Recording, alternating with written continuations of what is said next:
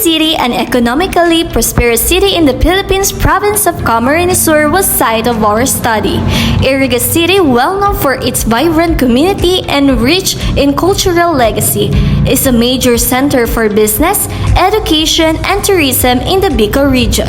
The city is seeing an increase in the numbers of cafes, which evidence of the growing desire for your location that provide areas for socializing, working, and relaxing in addition to refreshments. In this video, you will be witnessing the different registered cafes in Iriga City with their servicescape and with their products.